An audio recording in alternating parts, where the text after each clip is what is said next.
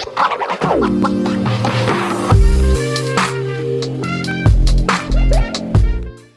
there, welcome back to my channel. My name is Brittney Bundles, and today's video is going to be a video going over an email that I received. And pretty much the gist of the email is that people really rarely tell them no, but they're constantly stood up on sales. So I wanted to talk about that for a little bit because I've seen this happen. I have seen different interactions where people are trying to sell a certain product or themselves, and I can kind of tell that the people that they're trying to sell their product or service to is trying to say whatever they can to get out of the conversation or to just leave the store. And, sometimes people feel like just saying what they think the person wants them to say is a quicker way to end the conversation than saying no. Because a lot of sales representatives are trained to always have a rebuttal or a response, a way to overcome their objection and things like that. And there's nothing wrong with that. But because of that practice and because a lot of people are hip to it, some people, not everyone, but some people will say what you want to hear, what they think you want to hear. So they may say, sure, I'm going to book with you next week. And then you notice that you don't get a sale. Or they may say, yes, I'm coming back tomorrow to get that. And then you notice that you don't get a sale. A lot of times when I was working in the call center, I would have people that would, call in. And when I would offer them different products or services, they would tell me, well, let me speak to my spouse and I'll call back. And they wouldn't call back. And so later on, we were trained at that particular job on the importance of capturing that sale right then and there. Because a lot of times people will just say, like I said, what they think you want them to say with no intention of actually doing what they said, no intention of actually purchasing from you. So I am going to go over that a little bit deeper in this video. If you are interested, be sure to give this video a big thumbs up. Please make sure that you are subscribed, and let's get right into the video. I do want to say I wrote a little bit I wrote a few notes. So I do want to read the notes that I wrote, and then I'll go ahead and go into the points that I'm going to discuss. I'm looking at my phone, obviously, because I have my notes written on my phone. So some people will tell you anything to end the conversation if they feel uncomfortable or if they see that you won't take no for an answer. Just because people don't tell you no doesn't mean they aren't thinking it. Learning how to analyze nonverbal cues can help with this. So being told no in business isn't always a bad thing because it provides us the opportunity to understand our potential customers' concerns, and it gives us a chance to overcome them or determine if our product was truly the best fit for them. So I did outline tips to combat this. So if you're someone that has noticed, let's just use hair extensions for an example. You have tried to sell your hair extensions through multiple outlets, and people are stating that they're going to purchase from you and you still have no sales. Maybe you did in-person sales where you went up and you actually started a conversation. You asked the right open-ended questions. You were able to get information to come up with a good recommendation for that specific customer. And everything went well, so you thought, but they didn't end up purchasing like they said they would, or you DM'd someone, similar situation happened. You reached out, you let them know what you had to offer based on what they were looking for. And they said they would purchase once they got paid, and they never did. So here are some ways to combat situations like this. The first thing that I wrote down is be prepared to hear no and have a backup/fallback offer in mind. So a lot of times, I think we may be nervous as entrepreneurs to actually hear the word no.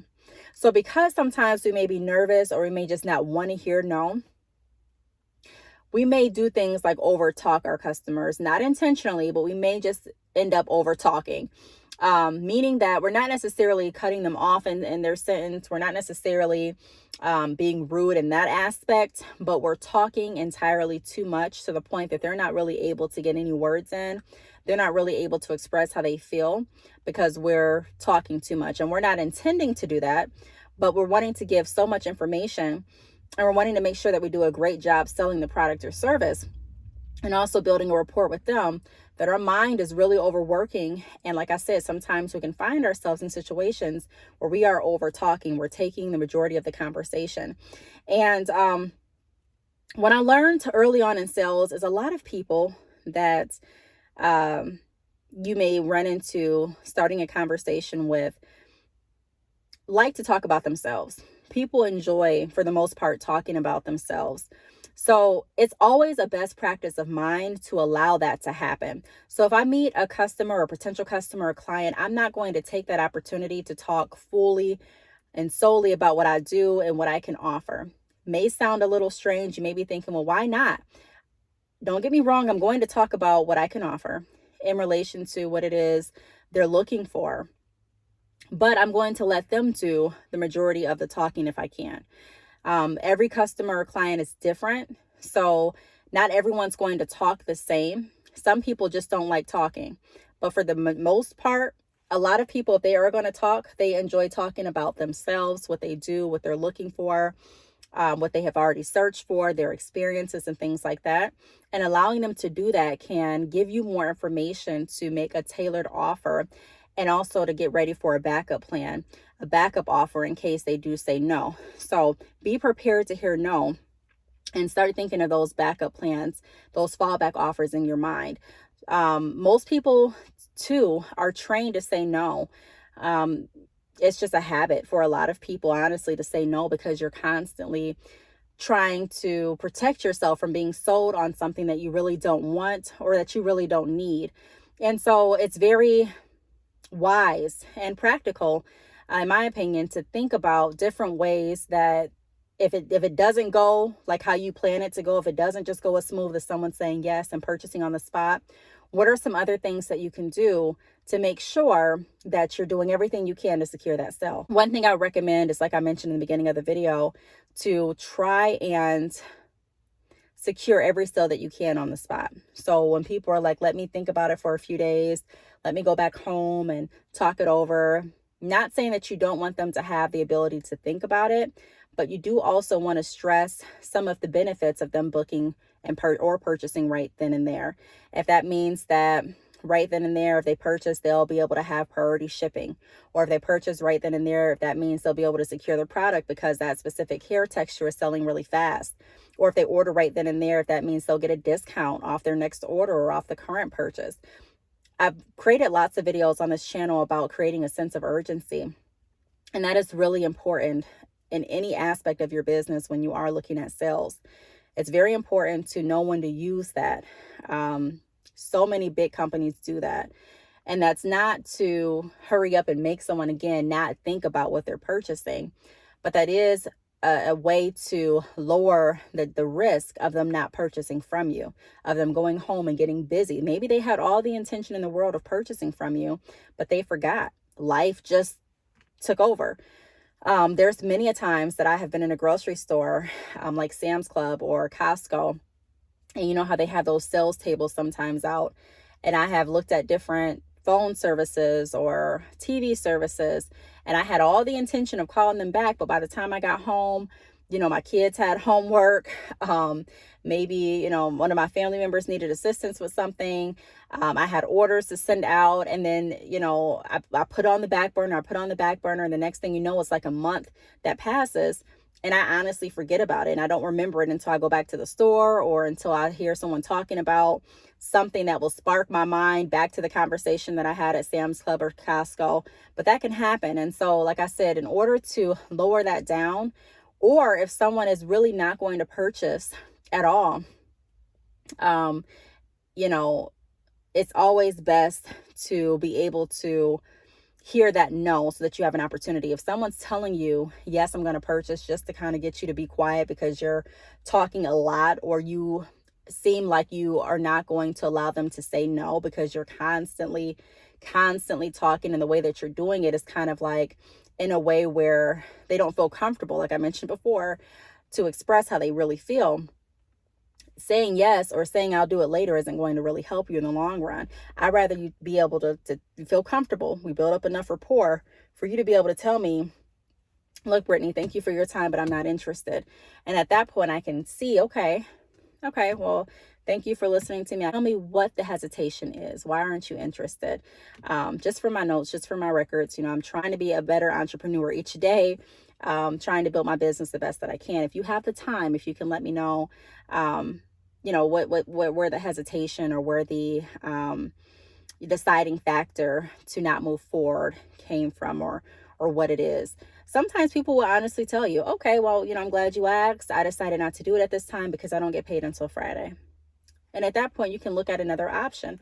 Okay, well, I'm glad that you shared that with me. I completely understand how it is waiting until Friday for your check. What I can do is I can go ahead and draft up the order now. We do have buy now, pay later options. So if you do have $26.30, I can go ahead and still give you the product, and then you can make installments to pay off the remaining balance if that's something you're interested in. Or I can go ahead and draft up the order, send you the invoice over, and then check back in with you on Friday if that's okay. Now with the second option, they're still leaving, so there's still that risk, but it still gives you an opportunity to have a backup offer and to further discuss different ways of following up instead of relying solely on the customer or potential client to come back to you. You have now put yourself in a position where the ball is back in your court, and you now have the ability to reach out to them to remind them if life got in the way, or to remind them if they forgot by chance, or to remind them if they needed to speak with their spouse, and to even speak with their spouse when you call them if they want you to. So that's something to consider. The next tip that I have is listen and don't overtalk. Many people are not going to battle you to get their point across. So I touched on this a little bit a minute ago when I mentioned that people love talking about themselves. If I get into a conversation where I know that I'm not going to be able to get a word in, more than likely, I'm not going to keep trying to get a word in. Now, when I was younger, different perspective completely. Like, I would try my hardest to say what I wanted to say. I always would think, hey, no, I want you, they need to know how I feel too. I know how they feel, but they need to know how I feel. And it was, I had the energy for it when I was a little younger. The older I get, the more that I realize that time is valuable. And so I choose not to waste time with someone that really doesn't want to hear what I have to say. That's in any aspect of my life.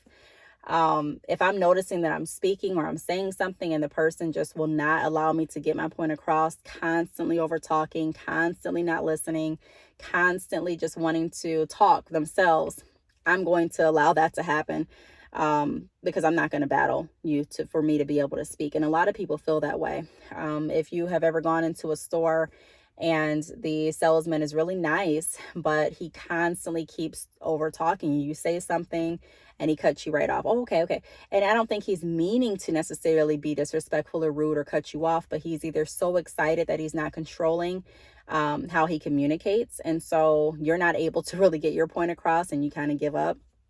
Or, he really doesn't care what you have to say. He already has a set target of what he's trying to reach. And so what you say is kind of irrelevant. It's more so important as to what he's trying to do. So there's different scenarios, but all of those scenarios right there are ways that people can definitely shut down. And you don't want anyone to shut down when you are looking at building a rapport with them and also building a business relationship by having them purchase from you. That's like one of the last things that we want. The next tip that I have is be easy to communicate with, use respect and integrity. So I use this analogy very frequently. I worked in sales for the majority of my adult life. And one thing that I have realized is that everyone that sells products has a different way of how they sell their product, sell themselves, sell their service. And I'm not here to say which way is right, which way is wrong. I'm just here to give you my perspective and my opinion. Ultimately, you have the free will, you have the choice to do what it is you feel is best. But I've been in certain situations with car salesmen, and they're not really respectful sometimes, and they really don't operate in integrity, and you can tell that. So the vibe really isn't that smooth. If you're someone that's really big on vibes and really good with discernment, then sometimes you'll notice this a lot quicker than some other people. But it's not really easy to communicate with people that don't have respect nor integrity. people that are talking about their coworkers, or people that are talking about how much they hate the company that they're working for, but they still want you to purchase, or people that are even talking about their own business. They're entrepreneurs, but they're downplaying their business because they think that's what you're thinking, or that's what you want to hear. And that's their way of building a connection with you. Saying things like, well, I have my little business, I'm trying to make my little money. It's not perfect. We're not the best, but we're trying. I literally had someone do that earlier today. It was a man that I was speaking to in regards to an office space, and he was explaining what he did and how he got started. And he constantly kept saying, we're not the best. We are not the best. We're not the biggest. I'm a small businessman, and I'm just trying. And although I understood where he was coming from, it still wasn't a good approach, in my opinion, to constantly reiterate how you're not the best, how you're small, how you're this, how you're that, because that gets in the customer's mind. And although it's you're wanting to build rapport, there are other ways that you can build rapport without talking down on your business, without talking down on a coworker, a business partner, your place of business and things like that. So be easy to communicate with, use respect and integrity. The fourth tip that I have is don't take it personal. Understand that sometimes being told no isn't no forever. It's just a not right now. So even if you do everything completely right and someone still says, you know what, I appreciate you going through and you taking the time to give me another option and backup options. However, it still is a no for me. At that point, we don't want to overdo it. I've made videos on this channel as well about the importance of not harassing people. There's a fine line between making sure that you give your customers the best customer service by laying out all the options of what you can do and what you can offer. But there's a thin line, like I mentioned, between that and just going overboard and not taking no for an answer.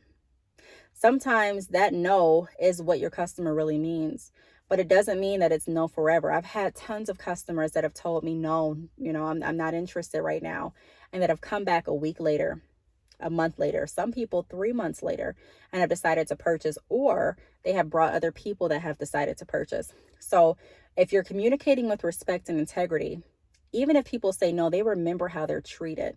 People remember how they were treated.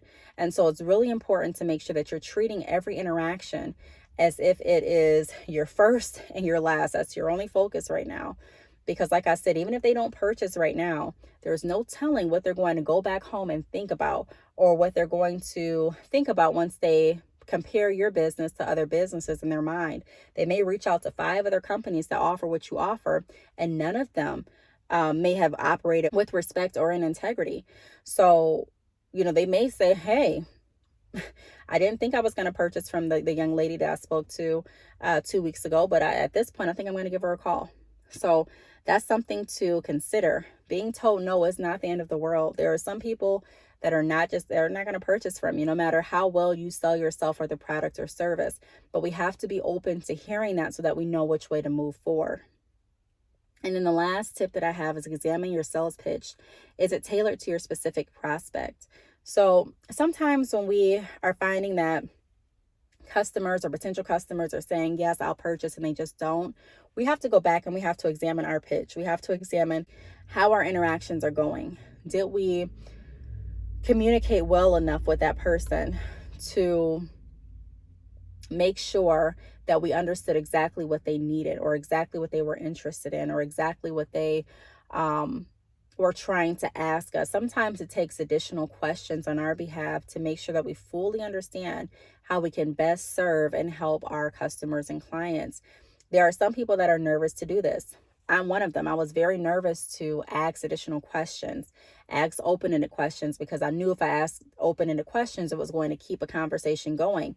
And coming from someone that was so not people oriented, and what I mean by that is I was so to myself and to people that I knew that I was not interested in meeting new people, or selling myself to new people, or selling my products or services to new people. And then I had to re-examine my whole sales approach, because if I want to be as successful as I possibly can in this industry, or in any industry, I knew I had to push myself past my comfort zones, past what I was used to, what I was comfortable with. And just because I wasn't used to speaking with people that I didn't know did not mean that that was not a necessity for my business. And because I understood that it was a necessity for me to get out there and for me to promote my business to people that I didn't know so that I can grow my clientele, I had to examine how I did that. And every time that I would get a yes or no, I would examine my approach. What went well? What did not go well? Because even if I get someone to purchase from me, I'm still examining what I could have done better. What I could have done better. My whole goal is not just to get a sale, but it's to have repeat clients. It's to have people spread the word about my business and interaction with myself or anyone that's affiliated with my company. So examine your sales pitch. Ask yourself, did I just offer something because this is what I'm selling? Did I just tell them that I'm offering a discount because I thought that would sell it for me? Or did I take the time to really ask the questions that I needed to ask to fully understand how I can best benefit what they're looking for? Not what I'm trying to sell, not what kind of discount code I'm offering just right off the bat, because a lot of times a discount code won't sell anything if the product that's being discounted isn't something that your potential customer is interested in. I don't care if you're offering something for free. If I'm not interested in it, I'm not going to get it. So you want to make sure that you're selling based on the value, based on the benefits. And in order to get that information, you have to ask that specific prospect, that specific potential customer, what they're looking for, how you can help them, and be able to listen long enough to fully understand. And even if they don't give you enough information where you can fully understand what they're looking for, being able to figure out a way to ask different questions to get to the root of what you need in order to create a tailored pitch, a tailored offer. So I really hope that this video helped.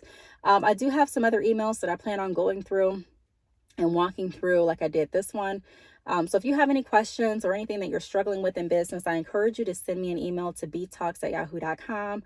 Also, you can leave a comment down below or contact me on any of my social media platforms. I have those linked below. I do want to thank you all for watching, and I will see you all in the next video. Bye.